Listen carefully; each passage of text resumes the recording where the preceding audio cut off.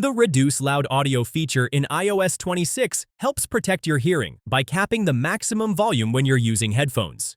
You get to set a safe decibel level that fits your preference, so sudden spikes in audio won't catch you off guard or cause damage to your ears. Here's how to turn it on or off. Swipe up from the bottom of the screen to return to your home screen, then tap Settings. Swipe up and tap Sounds and Haptics.